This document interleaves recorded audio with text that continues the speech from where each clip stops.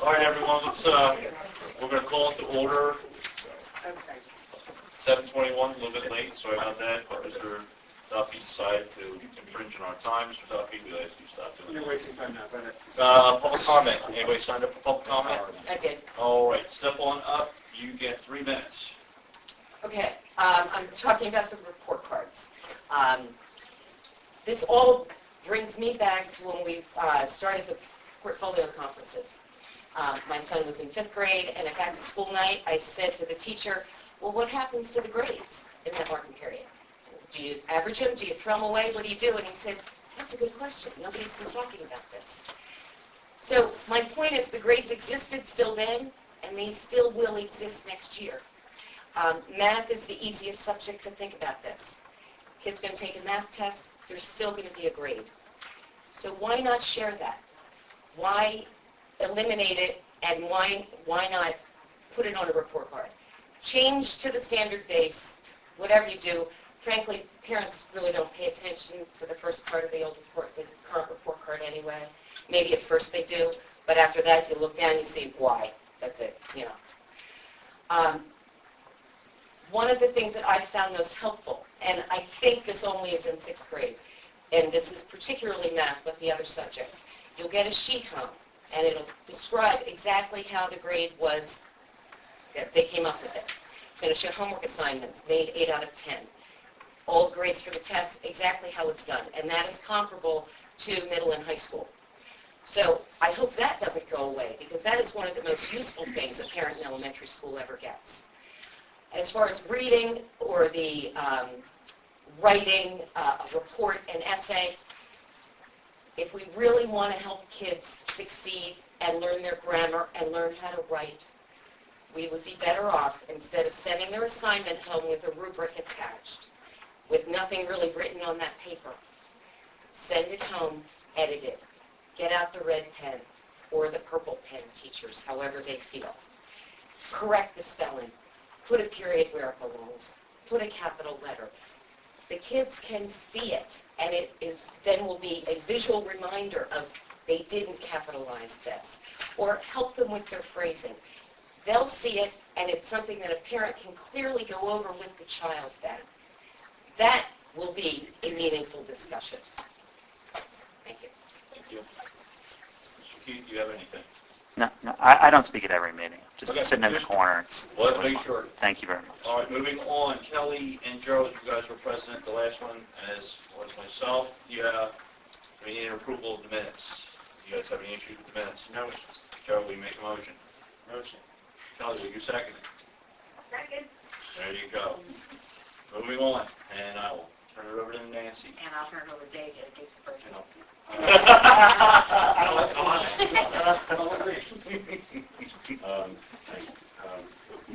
want to put our presentation in context tonight. From the last time we spoke to you, which has been several months, I've asked the group to not so much go through the whys, the philosophical things that they have done before, share with you before, what they'd like to do, what I've asked them to do, is give you a picture of what has happened since the meetings that they've had, presentation, the progress that they're making. So that will be the focus of their presentation. Before they start, though, I do want to thank you because I really do feel we turned the corner, we as a group and the teachers, when we got your enthusiastic response to that, to the presentation that we had. It was October. So thank you for that. I really do believe that it did affect the manner in which we go forward. It was really nice of the way that not only did you say okay, but you said okay enthusiastically. And thank you for those who have participated in the pilot as well. So I'm not going to say any more. I'm going to turn it over to Suzanne first. Yes, ma'am. Thanks. Good evening, everyone. Nice to see you. As Dr. Weitzel mentioned, we're not going to talk philosophically this evening. We're going to really talk a little bit more about logistics and what has happened with our core team, our pilot families, and different revisions to the report thus far. But we did want to start by just reminding why it is such a good time right now to be exploring a standards-based reporting system in Central Bucks. Given our robust curriculum revisions, given the programmatic options that our elementary students have, and also the teacher training that we have, and the tools that we have to bring this curriculum to our students has been, we're in a great place right now, and we want to be sure that our reporting system is communicating all that's happening in our classrooms to our elementary parents. So we chatted with parents this morning, just left a faculty meeting from Gaiman, and it's really exciting to start hearing the reaction and the way this is being embraced among our different constituents. So we thank you for your time tonight. We're excited to talk more about it. And as Suzanne said, in the past we've talked about the district-based whys. 15 years it's been with our current report card, and it's served us well. I'm going to touch upon why a little differently this evening, and very quickly. Why, again, are we moving in this direction? What propelled Suzanne and I to say, we're going to have a meeting with the boss? And that's a scary thing. Was it because the curriculum was well-defined? Was it because of a mismatch between the curriculum and the reporting system? It wasn't any of those logistical measures. Was it because it would be easier to grade children this way? No. Was it because it would be easier for students to succeed with this kind of reporting system? Not really. If we wanted easier, we could have just taken the report card, put in some new content, like there. Was it because it's the new fandangle thing to do? It's the initiative du jour. No. If we wanted to do that, we might have said, let's just put it up on the computer, send it home that way. We're good to go. That would have been a much easier route. So why? What was at the heart of what has propelled us forward and what has motivated our team as we've moved through this? Because at the heart of it, the very heart of it, this is our passion. This is our profession. This is what we know and grow in every day. We want every child to be as successful as they possibly can now and tomorrow. And what we know through a lot of great minds is that this, at this time, is best for kids. Why? Why is it best for kids now? CB goes slow and steady, and we look for good things, but we don't just jump into something new because it's out there. But you're going to see a pattern, and maybe you can help me as we move along. Back in the 1840s, there was a man who was a professor, and he wanted to grade his students. Now, mind you, in the 1840s, okay, there were some very rudimentary cars on the road, but there was still a lot of horses and buggies and carriages out there, too.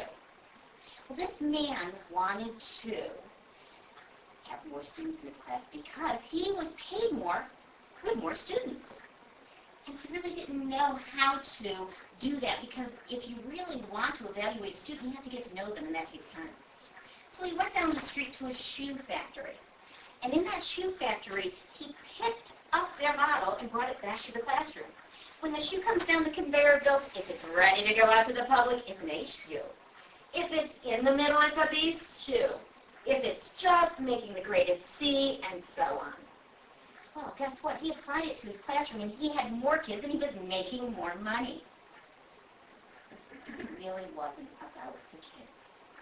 It was creating a hierarchy of who they were, not defining what they were doing.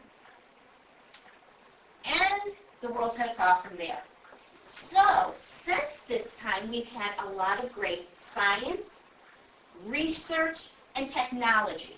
And because of those three factors, trail looks a little bit different since the 1840s. In the 1840s, cocaine tooth drops were popular. In fact, they were much sought after. Shocking, shocking. Well, now because of research, technology, and and science, medicine looks very, very different. We've come a long way. A classroom in the 1840s, it's changed. Kids are doing different things. They're experiencing things differently. Because of research, because of technology, because of science, because of cognitive psychology, because of neuropsychology, we can actually watch the brain now. Which parts light up when, and why, and how. We've taken that information and the research done on learning, and we see something very different occurring in today's classrooms. And I have to say, I do think our progression is better. We are better meeting the needs of kids. Because in the 1840s, we were preparing those children to work in factories. It was a factory model form of education. But the reality is we are not doing that anymore. And we are not even preparing your children for today's world. We are preparing them for their world, which is going to be even more challenging than it is now. They are going to have to think differently. They are going to have to problem solve. They are going to have to be creative, and they are going to have to innovate. And we want to find a way to give every one of them a chance to acquire those skills so that they are as successful as they can be, not for today, but for their tomorrow. So how have we moved through this process? And this is just a quick overview. You've seen it before. We started out with a 4-phase plan. Phase 1, the communication of our intent. Phase 2, the development of the document and the process by which we would move forward. And we worked pretty consistently to try to provide analysis forums for all of our constituents in multiple ways at multiple times. So we started off with our curriculum leaders. We included elementary school principals, and then again, our very talented core team of teachers who have worked diligently in this process. In phase 3, we're looking at September through October, where meetings continued and various constituents were consulted. A continuation of phase 3 looks at October through February, and you'll see Ask, that's us. We've had many, many meetings. Principals, core team, secondary principals, and filming of a 20-minute video for public display, public information sharing. Phase 4 is the rollout that I think you've been very much privy to. So that's the publication of the brochure, the how-to videos, the, help me out, principal newsletters. Website updates in school and main website. So our goal through phase 4 is twofold. One, educate the public. Let them know what we are looking towards and why we're doing it. Putting good information out there so they can understand the meaning of our actions. And number 2, to continually solicit feedback so we can shape that document to be the best that it can be. Is it going to meet the needs of everyone and every time? No. But we want it to meet parents, students, and teachers' needs. And by getting the feedback from everyone, we are better able to do that. Was there a meeting at Pine Run on Monday? Was that this Monday? Are you talking about the cluster meeting? No. Those are happening in April. Oh, okay. So they're coming up, and we have 3 cluster meetings, the west, the south, and in the east. Okay. And so we'll talk about those later on because we want you to be there if you can. Okay. Okay, great. And the rewards or the reaping from these meetings, Kate? All right, that takes us to, if you want to be in a know, here's where you're going to need to go. District website, this icon here, that has become the symbol of our new reporting system. So when you see that, clicking on that will get you to all of the parent resources that we have available to you, to our teachers, and all of our constituents. When this rolled out onto the district website, it rolled out onto all elementary school websites as well, so that we're getting consistent information to all 5 schools, all 15 schools, sorry, at the same time. Do you know what the click-through has been on it? The analytics, I do not know the analytics. I do watch my analytics on my store newsletter, but I have not watched them on this. In terms of parent resources, our communication committee was very strategic in the way in which we wanted to roll out the information to our constituents. The brochure, we handed another one out to you tonight. You may have one, you may not, has gone out to parents in paper form. It's also been posted on the website. Our parent focus meetings, again, we said we met with the Parent Advisory Council this morning. Many of you as parents and many of our administrators and teachers as parents have sat in on their children's conferences and have been part of the pilot program as well. These are probably one of the things we are most proud of in terms of our communication piece. Our Powtoon videos have been scaffolded with information. They have been posted on our website, posted on all school websites. All principals have linked these to their monthly newsletters and continually link these to their monthly newsletters to get the information out there.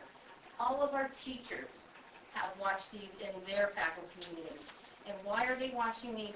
They're watching these so that they can become comfortable and confident in speaking to all of you and to sharing with students what this really is all about.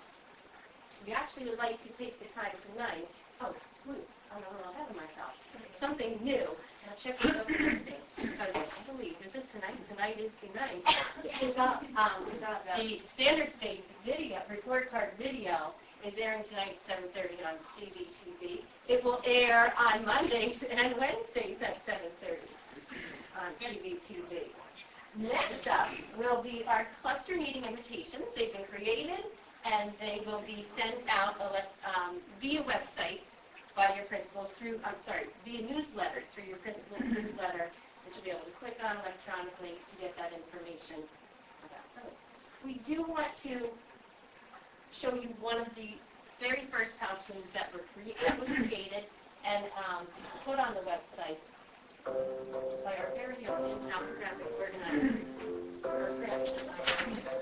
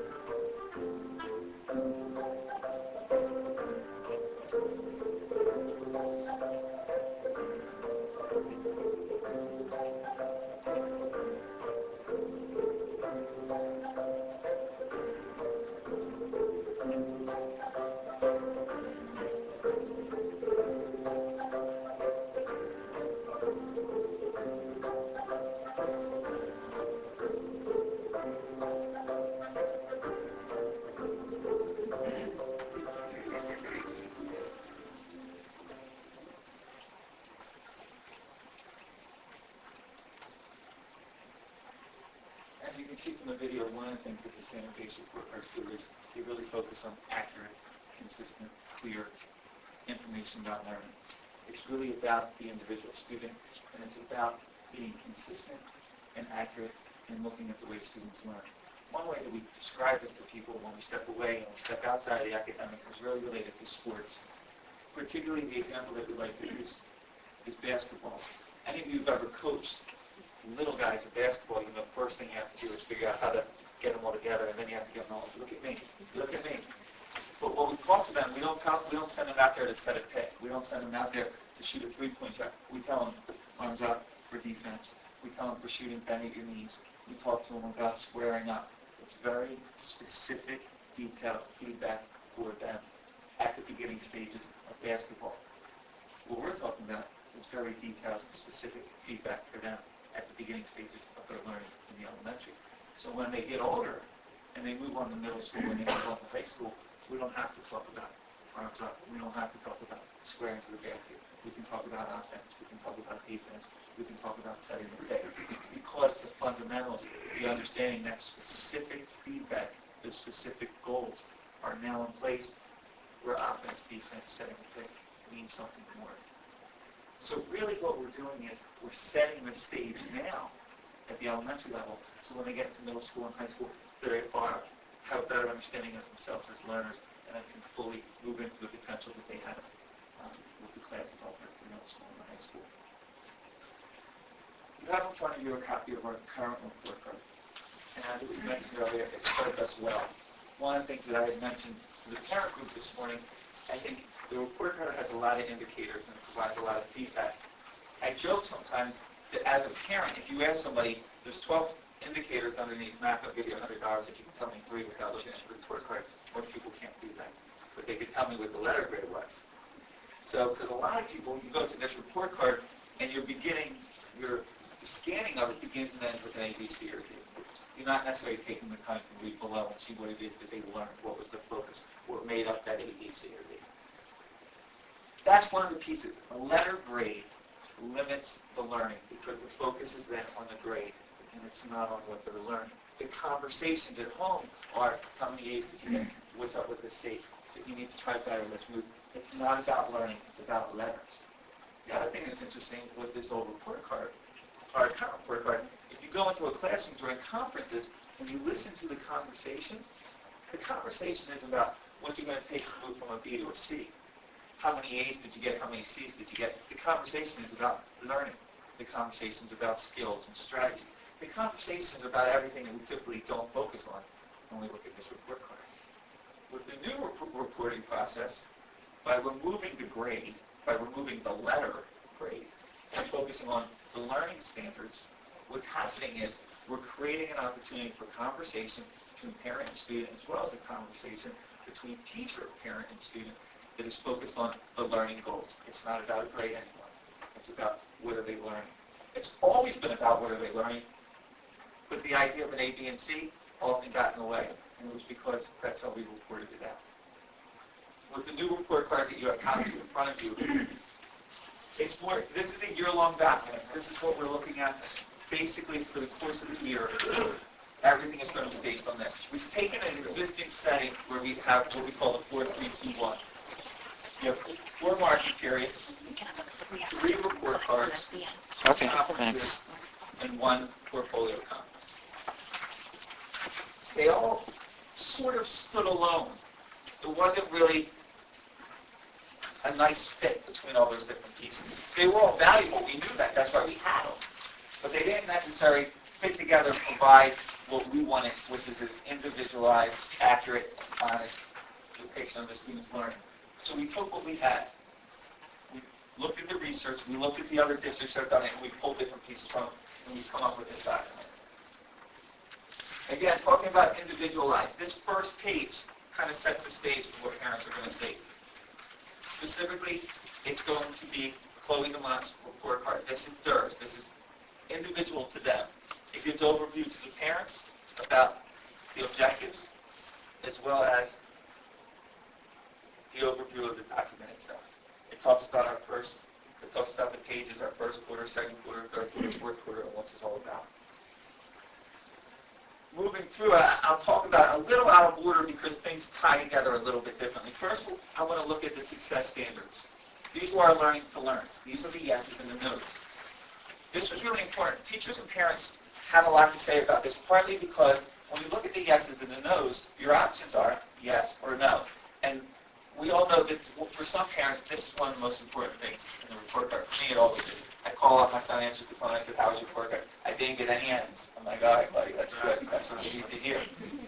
But the fact of the matter is, it's rare that you're either going to be a yes or a no. It's very rare that we live in those black and white areas where yes, you always follow directions, or and you never follow directions.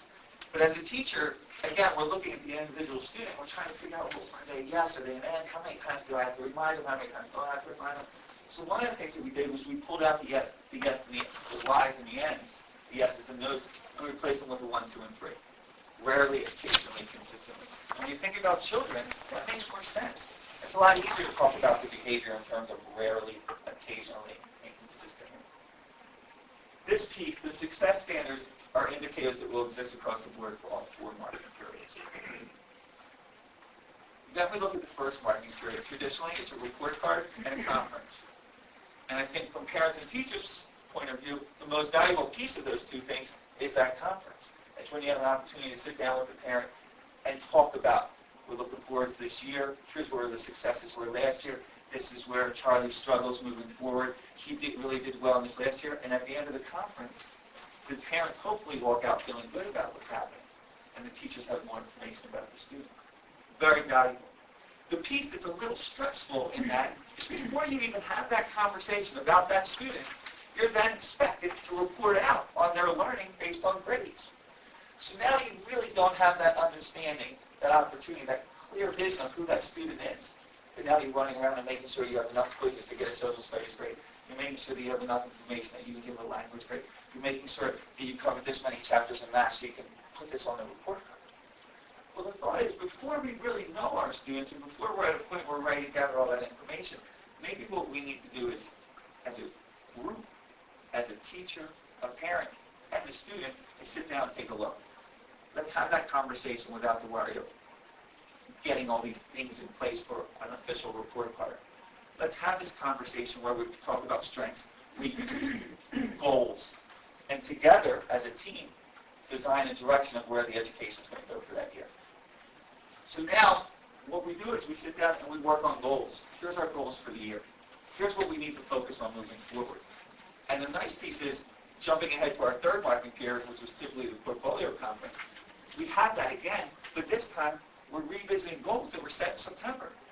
We're looking at progress and growth. Progress and growth that was set and designed by the parents and teachers and the student together. Before, the portfolio conference was great, but you made goals for something, and the school year was going to be over in 3 months. But now, all of a sudden, you're making goals, and you're revisiting them 3 quarters into the school year. And not only that, you have the benchmarks with the 2nd and the 4th marking period, where you get these little dipsticks on their progress. And again, when you look at these indicators, you're looking at the indicators of not great. Teachers have an opportunity in each one of the content areas to give specific feedback in addition to the indicators with comments. One of the things that teachers talk about, because I used to say all the time as a parent, the learning to learn, the yeses and the nos, and the comment are probably some of the 2, for me, most important things in the report card. That helps me understand my child as a person, what the teacher knows about the child, how they're doing in class. Teachers really panic about the comment. They don't, because we expect them to write a paragraph with topic sentences, transitions, and you got to make sure you lay the positives with the negatives. How do I say all this without offending them? But now what we've done is we've pulled it out. We've pulled that obstacle away from trying to create this wonderful piece of writing to an opportunity to provide accurate facts and feedback. And one of the easiest ways to do it was to take it away and attach it to each section. Because now, when I write here, I don't have to worry about whether or not Charlie's a great guy. I don't have to worry about how well he shares. I don't have to worry about whether or not he has good manners. I can talk about reading. And I can do it in bullets. I can do it in sentences. I can put it right there. Parents have an opportunity to take a look at the indicators and additional feedback we can have from the teacher. The same thing up here. At 1s, 2s, and 3s, I have an opportunity to talk up here strictly about behavior. So we're not worried about how do I put this all together from a teacher's perspective that makes sense. And more importantly, some parents, you get those teacher comments sometimes, and they're so worried about what they're saying that you read it, you're not sure what he's saying. Like, I'm not really sure what this means. Is he talking too much, or is it good because he's coming out of his shell? I'm not really sure. But hopefully by doing this and separating those pieces, it becomes a little bit more clear and a little bit more accurate. The end result is parents and students having a better understanding of themselves as a learner during the time that they're in elementary school. We talked about the videos that are available online. There is another video, again, our teachers have seen this.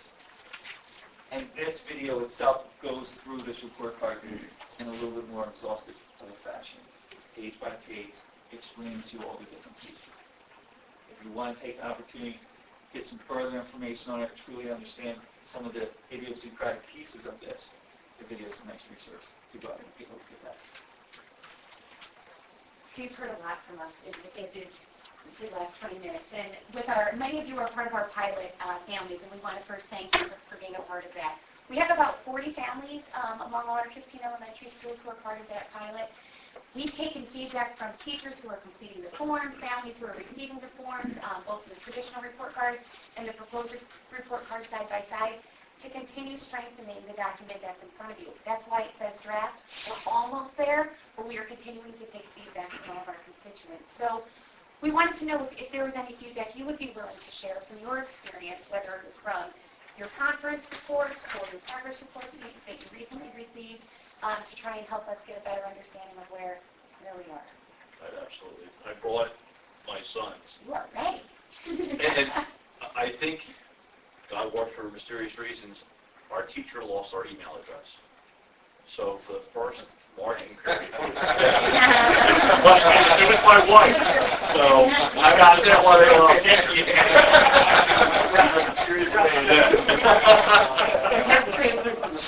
So there was almost zero communication. So we went into this going, does our teacher know our child? And we left going, does this woman have a camera in our house? Because when we sat down, the depth of what she knew my son was amazing. I mean, my wife and I just looked at each other with our jaws just dropped. She knew his strengths. More importantly to us, she knew his weaknesses, and he was there to hear it, so he couldn't hide from it. My son is about instant gratification, so he hates writing. But he's one of the most avid readers you'll ever see.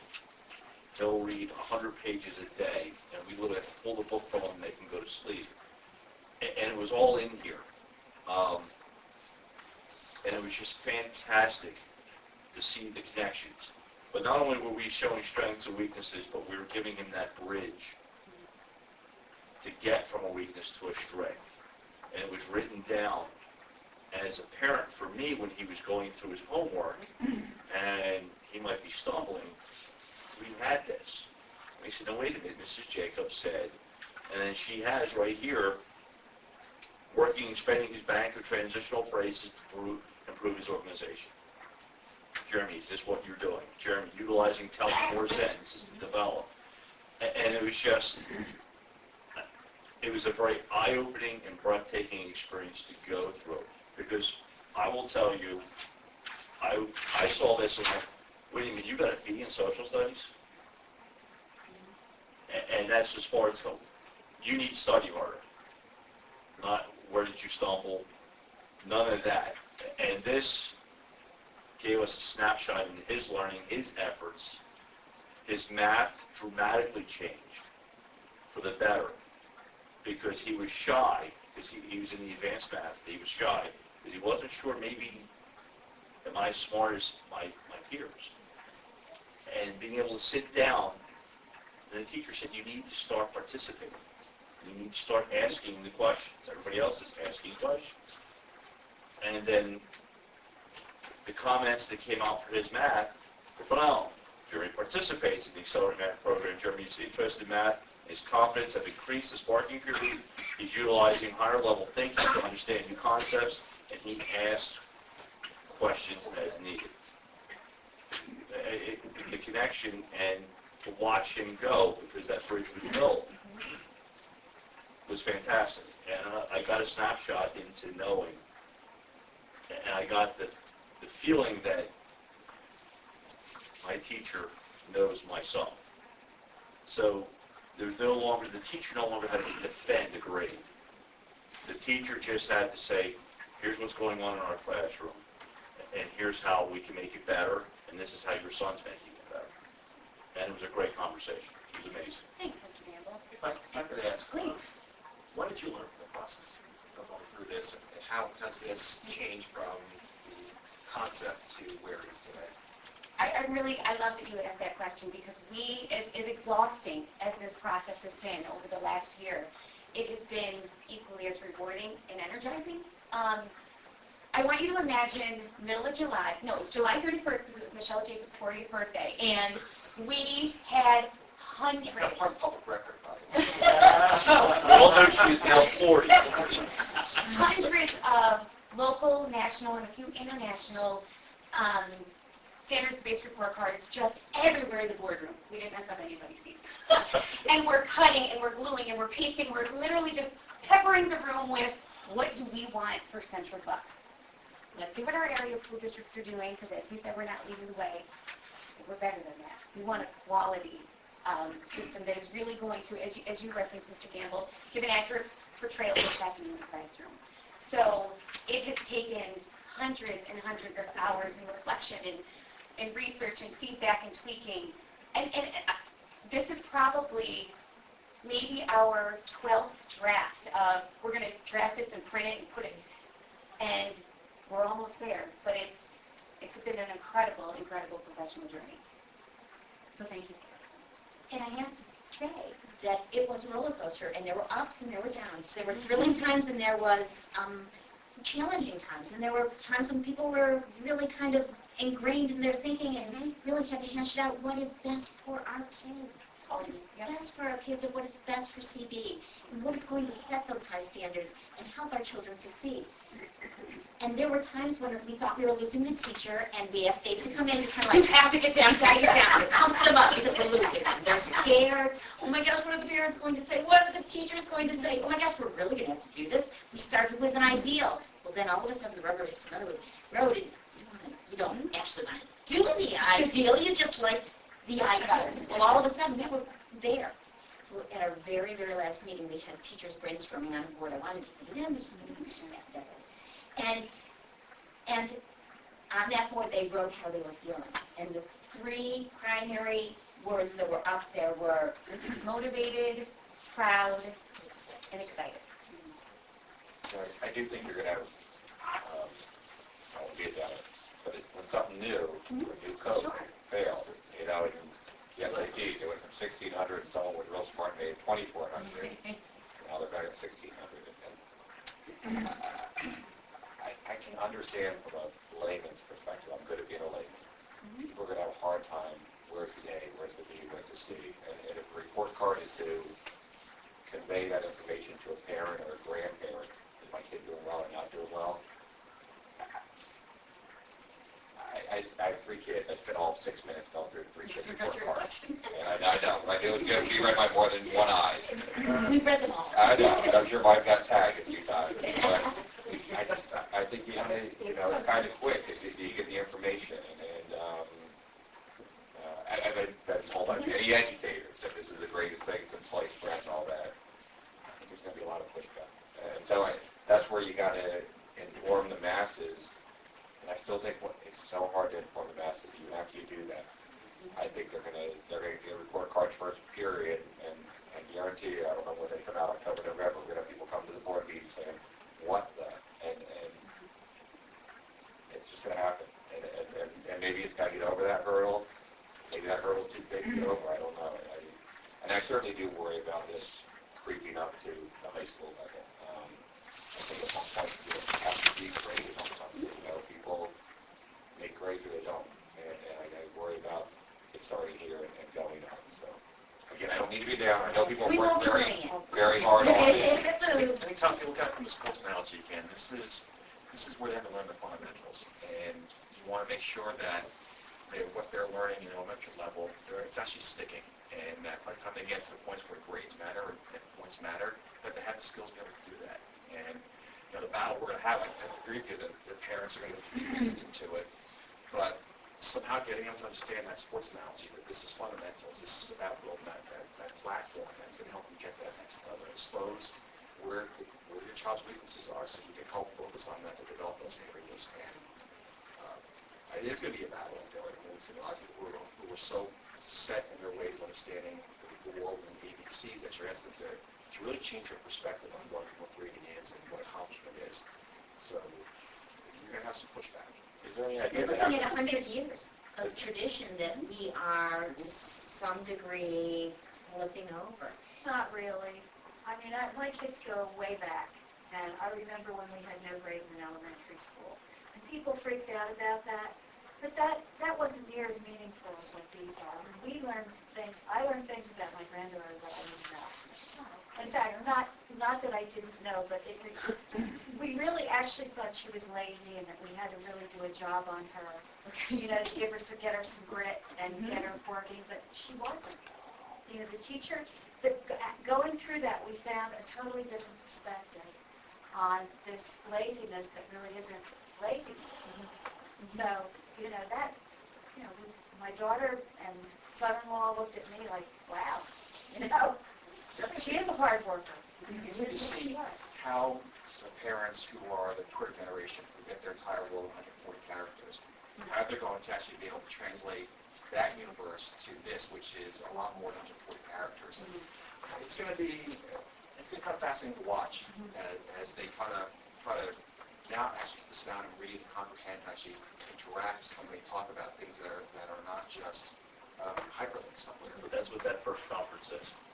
Yes. Because we didn't know going in, we didn't know what this was going in. Conference will make all the difference in the world. To me, I was like, thank God there's no canned comments for the first time ever. It was nice to get real, in-depth comments, which started the conversation in the room. It's once I get that first conference, all this will go away. So what can the board do to get you guys a little bit enthusiastic about that? Seriously, like, obviously you guys have done a lot of work on this, right? So it'll be interesting to see what that feedback is. Because I hear what you guys are saying, it's a change, and quite frankly, at work, this is what they get. I mean, nobody gets an A, B, C, or D at work, right? They get, you're consistently doing this, and you know, you are occasionally poor. That's what you're doing, right? I mean, and therefore you're not getting a raise, right? So, but that's the parents are used to this kind of conversation, and I think that maybe after that first conference or the second conference, they're going to be like, wow, this is the way that I get treated too, you know? And going back to, it's, one parent actually said it's like when I'm at work, I am there, I'm present for my performance appraisal. I'm not waiting in the hall while my mom talks about me with my boss. So that was an interesting thought. But Mr. Tomlinson, to go off of what you're saying, we really have, and I know this is graphically overwhelming, but we wanted to show you that we have a comprehensive way of how we've been rolling this out since November in terms of all of our constituents. So what groups are we meeting and how are we doing so? We've accomplished a lot since the last time that we have met, and back to the parent meetings, we are having them soon. They're going to start April 7th will be at the East Cluster meeting at Cold Spring, and April 23rd will be at Pine Run for the West Cluster, and finally April 28th the South Cluster at Titus. Well, I really want to emphasize the feedback concerns of the board. Communication with families that started in January, and every time we put up anything new, it goes out through the front page of the website and then by all 15 elementary schools. And I just say that to you because inevitably you'll say, well, I didn't know that, or nobody told me. That doesn't mean it's not there. It doesn't mean the effort's not being put out. And again, this goes to PTO meetings. There's lots of things that really aren't captured on the parent meeting part in our efforts to try and make sure parents do understand. So, I don't know. And it seems to me that these would be good listening opportunities.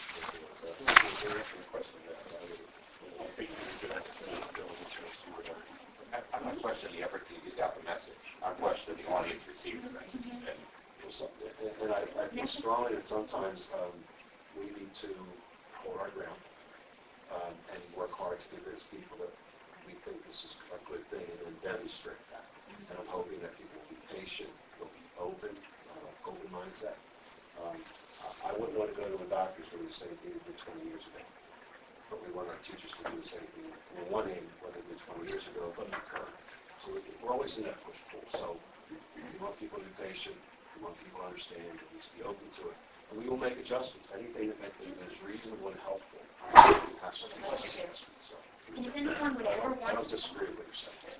Just as I'm trying to map in my head Olds doing that kind of thing, and I look at the EMALs, and I like the qualitative part. There's no question about that. We're looking at EMALs. Is that almost like the quick version of AD, or looking at those rubrics like the 4.3.2 was. But I think what's going to happen is, people are going to look at it that way. Yeah. They're going to look at, and if you take it back to when we started portfolio conferences, and we got rid of that third marking period report card, and we sat down, and now there was dots, and the parent would be like, well, that dot over there, that's an A. That dot over there, that's going to happen. I think when we look at this report card, it's not so much what's going to happen next year when we roll it out, but what's it going to look like in 2 years when it's been out. And the same thing with portfolio conferences. When it rolled out, people were looking at those dots thinking A, B, C, but now it looks different than it did then. The document hasn't changed, but people's comfort with it, their understanding with it has grown. Because I do think in the initial response, those letters are just going to be a different version of an A, B, C, and D. And that's going to be where the teacher, the way it's delivered during those conferences, the way it's stressed, the rollout that the individual teacher's going to have with that family and the student is going to be key to the success of this document. And it's a huge paradigm shift. And sometimes we put a lot of information out there, and if you watch the PowerTunes, you'll see that each one kind of builds upon the former. And it talks about how this is inherently a different system. Let me give you an example. My youngest daughter, she got a B in reading. We were like, yes, because she struggles. We worked really hard with her. And I kind of felt like I got the B because I was working pretty darn hard at night. It turns out her fluency is exceptional. Her comprehension, she couldn't understand what she was doing. But she had a B because you averaged those grades. If there were two indicators that said she's exceeding in fluency, but in comprehension she is not even nearing the mark, that would have been a much stronger message to me. My daughter's now in learning support and flourishing, but I think with the right information, I could have done more. She could have understood herself as a learner more, because the more we know about ourselves, the better we are and the more we bring to the table of learning. And we're no longer going to mesh. Does homework count? Does extra credit count? Does not going to the bathroom during class count towards your grade? All we're going to be reporting about in those academic pieces is to what degree they've learned.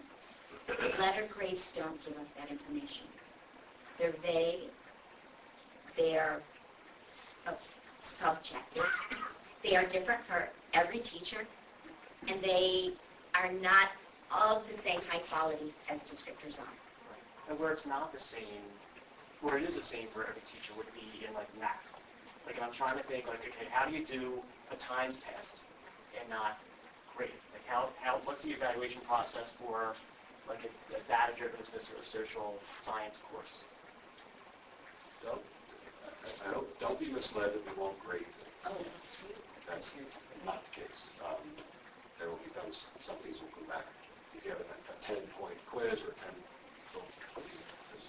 none wrong, one wrong, two wrong, three wrong. But we can't. That just measures learning time at a point in time. We're trying to stress that that's good, okay, but what about overtime? So it has to be a combination of those. It can't be. This is more of an analysis of the percentages that you otherwise would see. Normally we look at the percentage and we think, oh, 89%, that's really good. What does that really mean? 89% is good because there was 100 and exactly. whatever the other number is. Sticks are all too long. One last thing real quick before we turn us back over to Steve so we can finish up. One of the things to really remember in this is what's articulated on the report card that's not on the current report card are the grade level standards. That is not current in our current report card in detail that's there. So A, they're grade level specific, where the current report card is not. B, there's more information about each subject embedded in the document itself. So conversations in first quarter will reflect conversation around those benchmarks, around those standards, and how they're getting to those students. So that's an additional, I think, important piece of information. We have to make sure that we do those parents that is what we'll be measuring kids by, is the substance, hundreds of social studies sciences. And just a small thing, again, taking off the specialist areas, we've added library to that because we requested full-time library, which is more common than research, technology, et cetera. So we're hoping that also emphasize the importance. Dave, how about the one thing, the question I have is the GIEPs aren't part of it, and then neither are the instruments. So you're still getting a letter grade for instruments, and you're kind of getting something that's close to it on here, is there a way to just get one instead of 3 report cards? There's two obligations that we have for reporting progress with IEPs and GIPs. Mm-hmm. We are going to be looking at this, but it probably will still be Separate. somewhat separate. Okay. Yeah. And our obligation in terms of when we have to provide that's a little bit different than this too. Yeah. Well, since it's not since January, I've got exactly one phone call about this. You got me? Oh, well. It hasn't hit yet. Well, but it hasn't. I gotta be a little different once it hits. I'm not going to call you about that. I'm on our blocks. Yeah, that's a pretty good idea. Blocking them. One of the things that was mentioned earlier is about this idea about the transition into middle school. And this was one of the pieces that we talked a lot about when we were putting this together, because no one's saying that grades are bad. We're not saying that letter grades are wrong. We're not saying that letter grades don't have a place in education. We just believe that at the level in the elementary school, the letter grades are not developmentally appropriate for those students. The idea being, and we presented this not too long ago to Dr. Silvius and the administrators at the secondary level, and secondary right now is currently going through a grading philosophy changes. They're looking at ways, how can they get an A to be more consistent? What does that look like across the board? So an A in algebra at South looks like an A in algebra at West. And what does that take to have clear, accurate information? They're somewhat doing the same process, but there's obviously a need for grades and GPAs when we get to the secondary. How this kind of transitions into there is, by the time a student leaves elementary school, they have a sense of themselves as learners. And I believe, if it's done appropriately and correctly, parents will leave with a sense of what their students like as a learner. I always think I used to teach 6th grade. One of the things I did is I taught math. And if I had a student who struggled with math, I gauged my success as a teacher on their grade. So what did I do as a teacher? I bent over backwards to make sure that student did what they could so they would get an A. I would bring them in at recess. They would finish their reading. And I'd say, okay, put that aside. Let's take some time. We're going to do some math problems. And then I would say, you know what, come in early before the test, and we're going to go over this together, and we're going to get this done. So as they went through, I spent all this time because they're with me. And at the end, they left the middle school with an A in math. What does that A really say? Is it more relationship? Is it more about my relationship, my time with that student, and our work together, or is it about their ability to math? Because here's the problem with that. They leave elementary school with an understanding that they have an A in math. The parents leave with an understanding that your child's an A student. Now they go to middle school. And all of a sudden, that A's a C. Because I'm not bringing them in every day for recess. And now the parents are like, whoa, my son's an A student. So the problem must be the teacher. Can't be my son. But the reality of it is the A that was sent to them in middle school was a false sense of what they're able to bring to the table. If we don't focus on the grades, maybe what the parents understand is if that child spends X amount of hours of time reinforcing, practicing, working on that, building a relationship, taking time outside the classroom, they'll be successful. Because now it's not about an A. So there's this self-awareness of strengths and goals. Self-advocacy for students, that they have an understanding of what it is that they need to do in order. We sit down, Charlie, my son, who takes after my wife's side of the family, he's not the strongest student, right? And that's okay. We sit down, we have meetings for Charlie, and there's like a whole team of people at his meetings. Charlie got both report cards. The one report card for Charlie, I said, Charlie, how's your report card? I got to see in reading. I said, that's all right, but I know you work hard, and he knows it. He's in 3rd grade, he gets it. And I said, what about the other report card, the new one? He says, well, I have to slow down and use my finger when I read. Well, Charlie now knows as much as a 3rd grader can. If he's looking to improve his reading, it's not about a C. It's about slowing down and using his finger. It's about making a goal for reading moving forward that he knows what he has to do. And that's in 3rd grade. Explore that to when Charlie's in 6th grade. What's he going to understand about himself as a learner? And when he finally gets to middle school, and he knows how hard he's worked, and he knows what the changes that he's done in reading, and he knows how he worked in math, and he gets a grade in middle school, it shouldn't be a surprise. It shouldn't be a surprise to him or to his parents, because we know what it took for him to get there. We know what he puts in the work.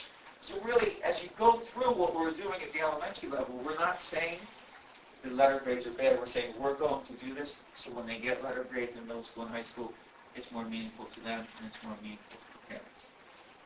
the goal is it's going to create a system that in the end, they have a better understanding of who they are as learners, and the parents have a better understanding of who they are as learners.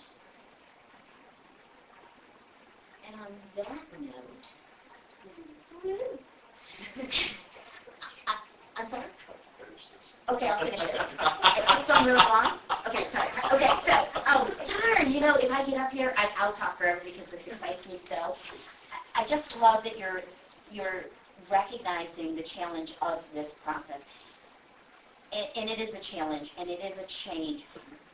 And we have a community that cares about the kids.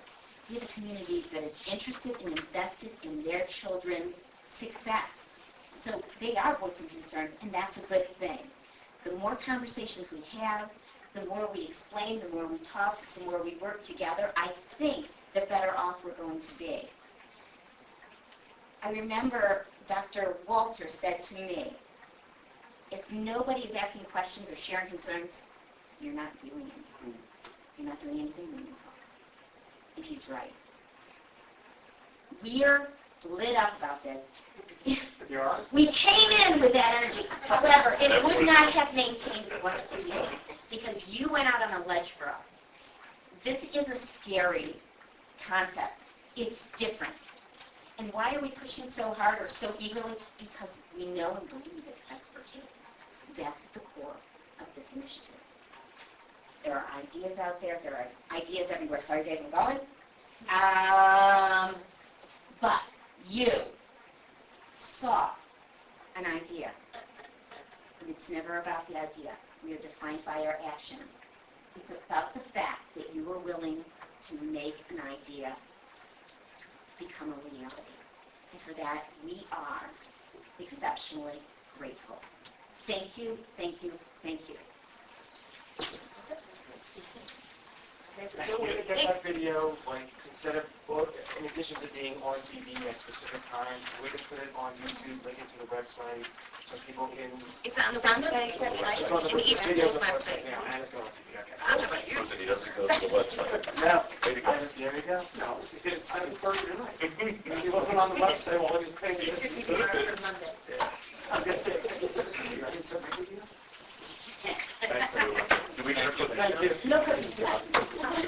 I'm sorry. Sure. Okay, so next, Dale, policies. We are going to policy 913, 220, 222. We are not doing 227 tonight. We're holding that till May. And then 113.1. So take us through.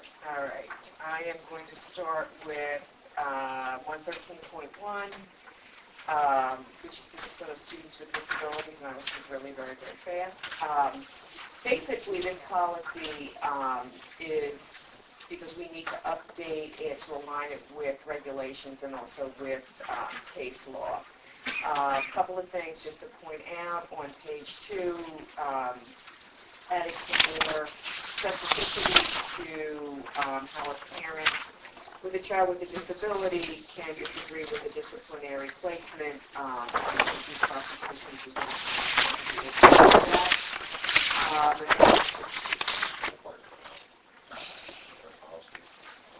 it didn't come out, it's just somewhere. That's at the end. It's at the end. Just started. I started at the beginning. The last one. Okay. I'm sorry, I started at 113.1. Right. The other thing with students with disabilities, you can affect a change in placement for a student with a disability based on 3 situations. And one is if the child brings drugs into school, weapons, and the other one that was added is bodily harm, so I needed to add that to the policy, and then just updating some information in terms of what has to happen annually with Safe Schools. So again, it's basically, I need to update it to make it align with regulation and case law. This company is at 113.1. Right, that is, it's That down added here, later it's on? actually down here. The weapons, it's further on in the policy. I don't know why it was in both places, but it's down here. You got a typo under bodily harm. Okay. Tell me where, John. Protracted loose, LOOS, before impairment. function of the vital working on that facility. But, Oh, yeah. Was this from PDE? Yes. But these actually regulations are really out of IDEA, Chapter 14, in Special Education Regulation, but it's PSBA's recommended language, which we use kind of as a basis when we make changes to policy. And as Garten look at this, you see them all throughout the process. I don't know if you see I send them up here when I review them, but Sharon will, yeah. And then she proofs them and makes sure there's no misspellings, which I can't guarantee I always do. Any questions on that one? Get your question. Yeah. Yeah. The next one that I have is 220, which is student expression. This is linked to 913.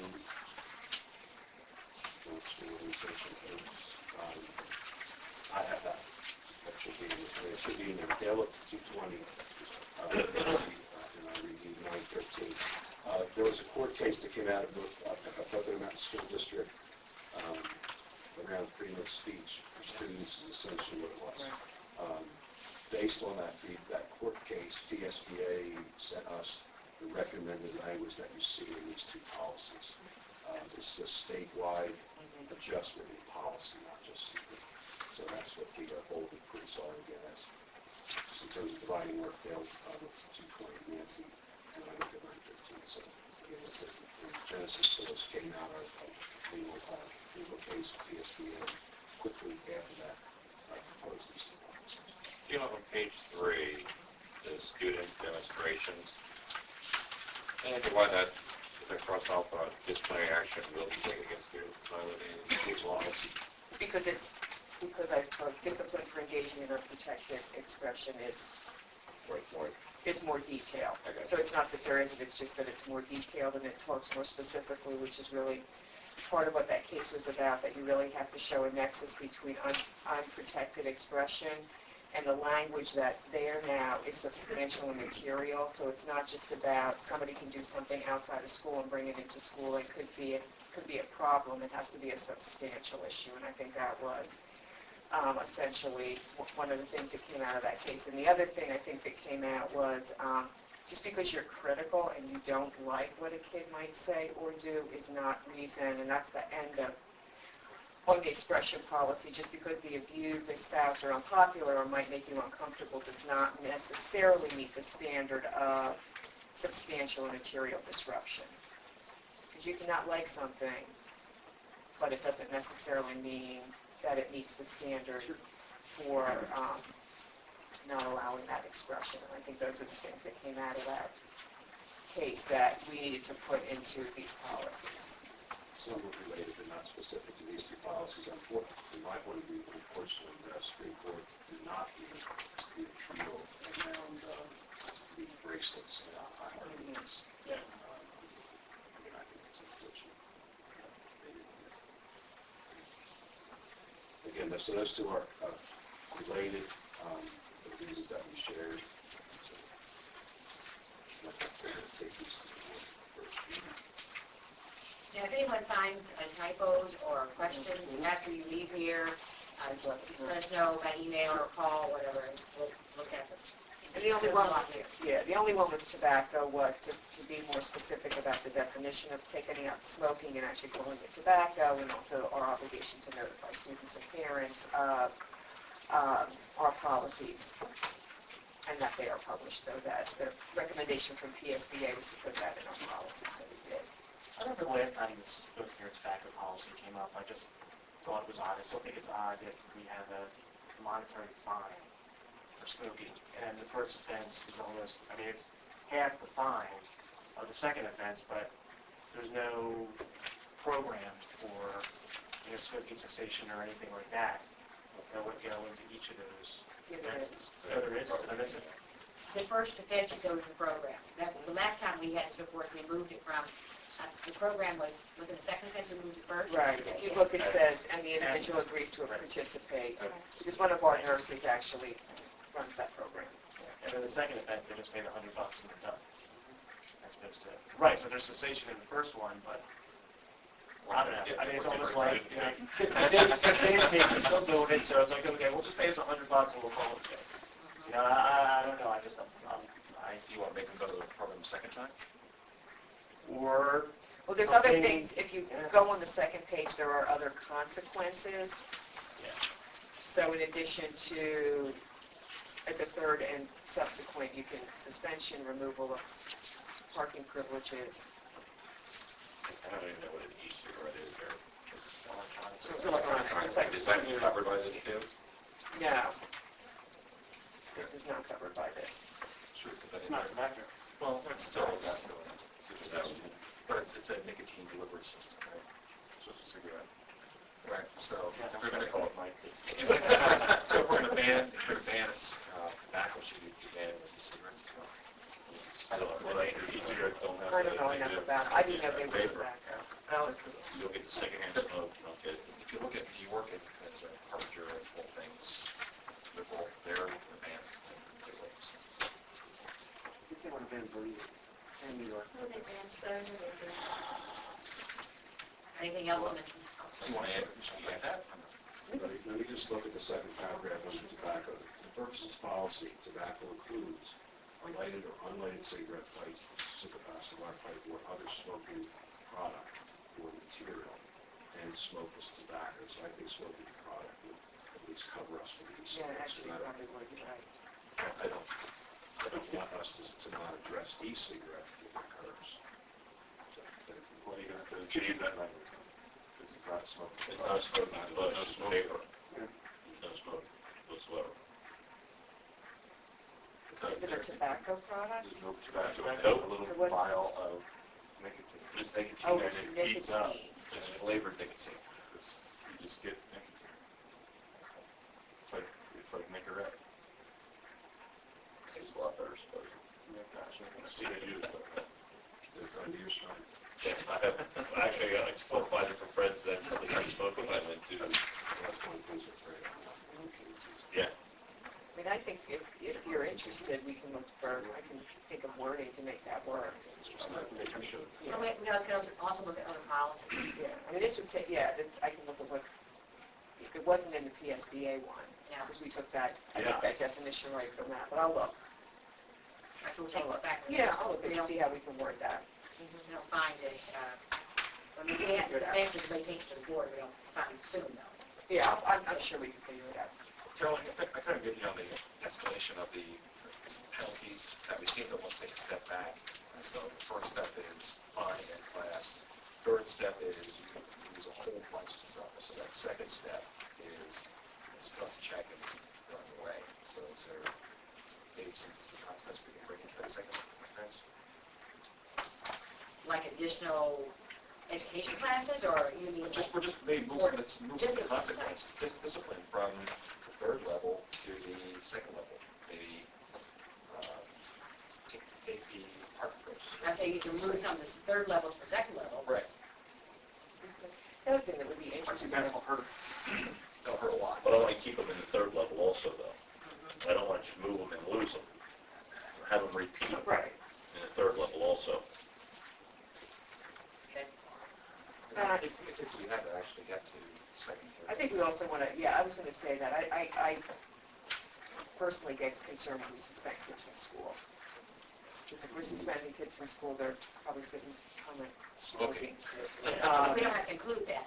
No, but the other thing that would be interesting, that we may want to look at removal from an activity, the other thing that might be interesting to you is to see how, because the impact, the goal would be that if I get you in the first offense and you get some education, then there's going to be some change. So I can't answer this, I don't know how many kids go beyond that first offense. It would be interesting information, because if that's a significant drop from first to second, then that first offense and that is working. I think it's complicated. Well, there's firstly no one that's even a first offense at the middle level, which was not the way it was 12, 15 years ago. But I'd be We've changed interested it, to we've see. progressed that to that degree, which I think is good. Are we in a rush to get this policy changed? I mean, why not just wait till the next meeting? Yeah, we'll look at Take the e-cigarette and Okay, we'll find out. We'll see.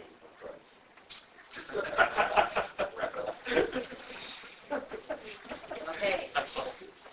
different policies?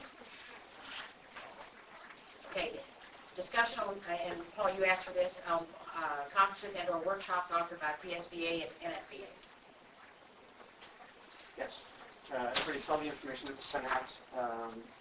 John in particular has been asking about additional training, education, what have you. Tyler has done the Hershey.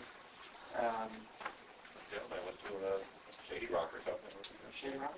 That was actually pretty good. That was great. You've done two different things, correct? One was the PSBA board training. Right. That's Same 3 thing, days. same, yeah, well, the same. Like I say, schools. And then you went to schools. But the one that I'm thinking of in particular was a 3-day event, correct? Right, it's October, November. Okay. And you said that was very beneficial. Yeah, that's right. Okay. And conversation I had with John actually yesterday, I believe, it was my opinion that we have several members on the board who probably have not had a substantial amount of training. And NSBA is great. It's expensive. It's time-consuming. We're just getting back into this concept of spending money on training and spending money on both for the board and for teachers.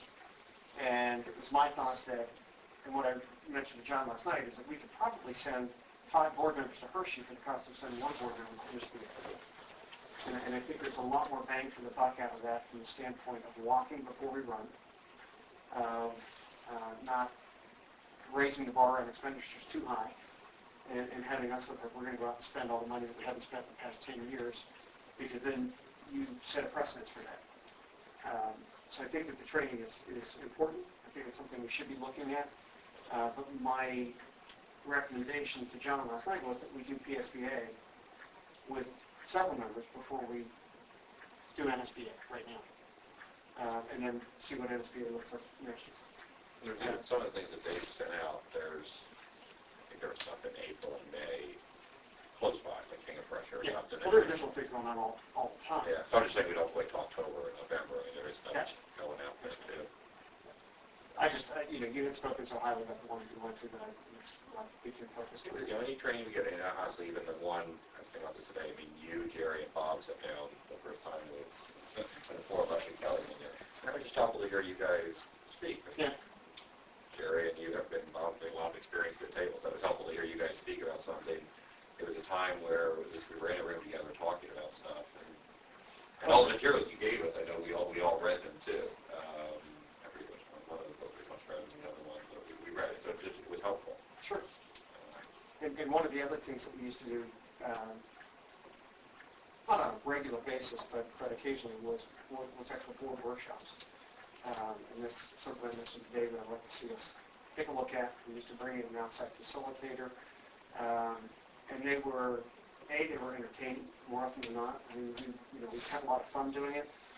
It built camaraderie. It taught us a lot about each other, how we think, what makes us tick. It was a real surprise to find out who the type A's were in the room, because nobody knew.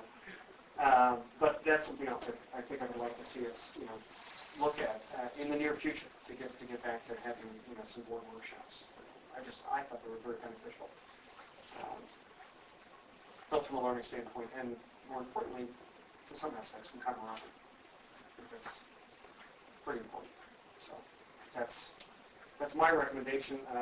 Obviously, there are 9 of us, so we need to talk about this amongst each other, not just sit here and listen to that one. I've been asking for the workshops and team building for 2 years, so I don't think that can happen fast enough. My only concern, which is alleviated by what Tyler said, was NSBA's a couple of weeks away. Hershey, the full-blown Hershey from what you would get in NSBA is 7 months away. So that's we're going into the next school year with a lot of valuable things will be. But I haven't looked at PSBA's to see if they're offering it. It's the same thing. I think that's what people should do. I mean, you should be looking. I mean, I agree. I think you should be able to go to programs to learn different things, whether it be school safety or whatever these things are. If it's an interest to you and that kind of thing, but you got to search those things out. I also think we have to be reasonable on how much money we spend. Like, absolutely right. So But there is always opportunities out there for, and it doesn't have to be PSBA or NSBA. I mean, there's opportunities for other workshops that are out there. It may just be, some seminar that you see that has to do with boards or some issue that we were facing, drug task force or something like that would have some, I don't know, but it just seemed to make sense. I just think that we have to figure out some way. I mean, we're all, adults and figure this stuff out, but I wasn't talking about myself. But seriously though, I think that we should have some sort of way among ourselves how we communicate that among one another and say, well, I'm going to go to this, see if other people want to go, but also I don't like the idea of saying no. Let's say no, you're not going. I don't want to step on you. That's what I'm saying. And that's the. Well, that's why I think like anything else that we do, it should come out to, we're talking about an expenditure. So, we approve staff conferences, we should approve our own conferences. Oh, absolutely. Yeah. And it's not, it's not a president, vice president kind of thing, it's a member, a board of members. I just think of information, passing that information around, I'm going to go to this, or I'm interested in such and such to go to, maybe somebody else wants to go. We have to also keep in mind that years ago, there were 5 or 6 board members that went to NSBA. And we took a lot of heat from the public in doing that. And that's when our budgets were in good shape. So we decided after that maybe as many as 3 should go. Each should cover different workshops and come back and report to the board. Because that's how we all learn. Instead of sending 5 or 6 board members to... Well, we're in an unusual situation right now where we have quite a few new board members over the past couple of years. We've got 3 veterans on the board, whatever defines a veteran, longer than 2 terms. So that's kind of what I'm thinking is that we have, But it would be much better if we sent 3 to one and 3 to another. Sure. Oh, yeah. And then that way they could come back and share if they cover. They'd have to agree to cover different, because there are a lot of workshops going on Absolutely. at these conferences. Well, that's what we did. The one time that I went to New Orleans, we did exactly that. We sat down with the agenda, and those who went sat down with Dr. Laws, and we were looking, okay, no, you can't have 4 people in one workshop because there are 2 other workshops over here that are valuable.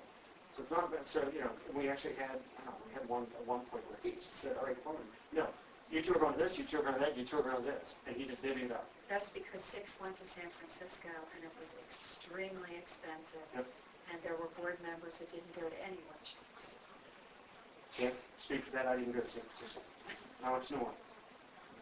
So one of the things I'll do, too, is in some of the literature that we got after your last conversation about this, they do customized workshops with PSBA. So one of the things I'll do in addition to working on the idea of the retreat is also call PSBA, explain our situations, and see if there's something that we can do on So site. they come here. Yeah.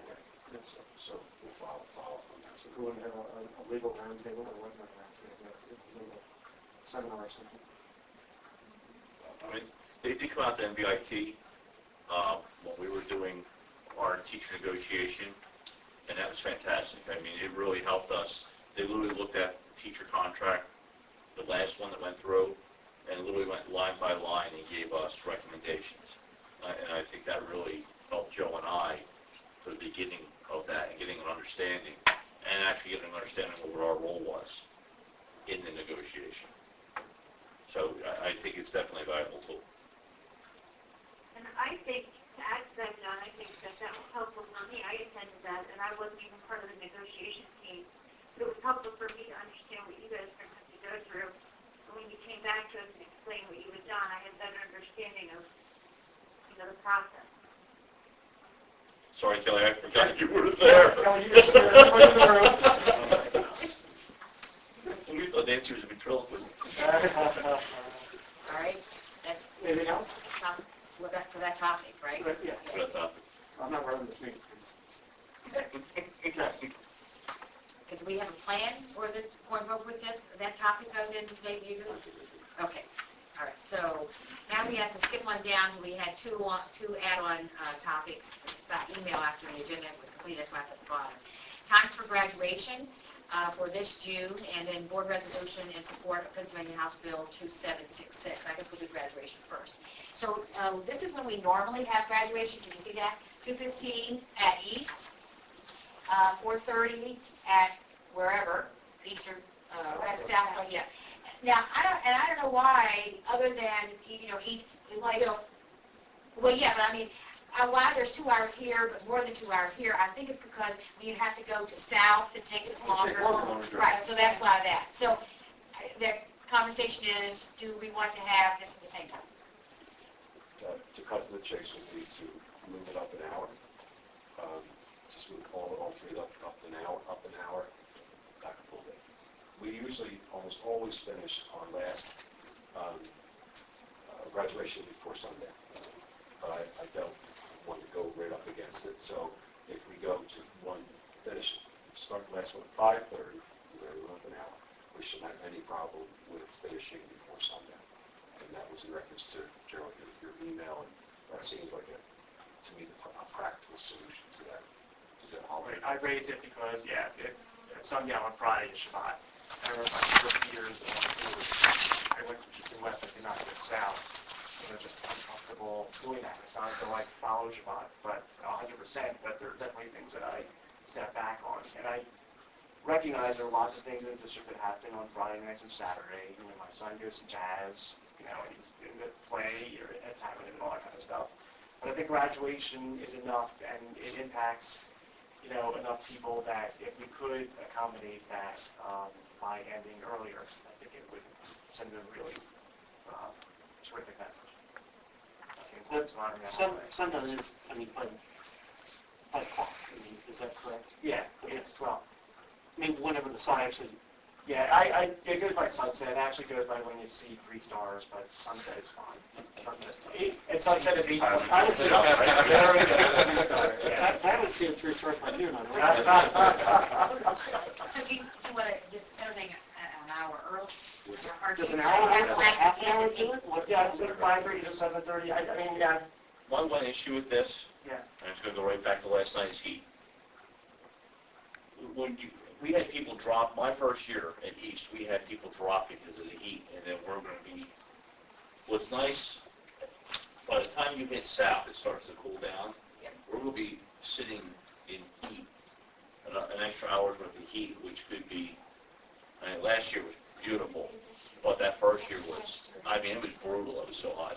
So you couldn't even see after East. We literally had people being pulled off the infield because of West the, is West South. South is last this year. Well, This was last year, right? No. Last year, West was That's this year. this is coming, this year. yeah. So, Jerry, you want the last one to end at 7:30 then? I'm trying to think. I think 7:30 at the latest. 7 o'clock would really be great. I don't want to be overly narcissistic about it, but just, again, thinking about people that do follow it, for them to kind of leave the field, go wherever they need to go, get home or whatever. 7:30 to 8:20. 7:30 will be fine. 7:30 will be fine. So if we did it at 1:15 though, what does that do to, if you start the first one at 1:15? That's going to be East. What's that do about grades and, right? What we were talking about last night. Yeah. I have to get home tonight, so. Yeah, I know. Sorry, you're leaving tomorrow morning. This is Gerald's idea, right? Well, it's going to push East to the limit at 1:15. Right. 1:30 would be, 1:45. That would be a little bit more comfortable. But, what do we have to do? Well, the issue is, for people that are they're calculating grades. Some kids are taking exams at that. Yeah.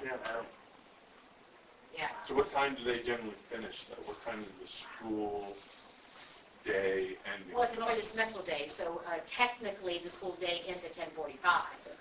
But if you have someone taking exams, they could be sitting there taking exams till noon or whatever. depending on, what happened to me, how many they missed and so on. So the original recommendation was an hour, or suggestion was an hour. Does 30 minutes work? Or is that cutting it too close? That's what I was saying with the last one, because, Last one, being 6 to 8? this is not, and I was responding to, you're talking about the heat. Well, we can always have Nancy read the names at SAP. Yeah, true. You'd be done in We'll 15 minutes. We'll be dealing cards in Vegas. 45 to 7:45. Well, since your 30 is at West, maybe you don't need that extra 15 minutes this year and just see how it works. So if you do, rather than 1:15, if you're trying to get that extra, that gives you an extra 15 minutes. It doesn't solve the problem, but what it does also help you to see is how close can East get to that 1:15. Yeah. If you can push that back up a little bit. By moving east to... The only problem that we had that one year, again, we had to leave West because East had taken so long. That West... That's that problem with the students. Okay.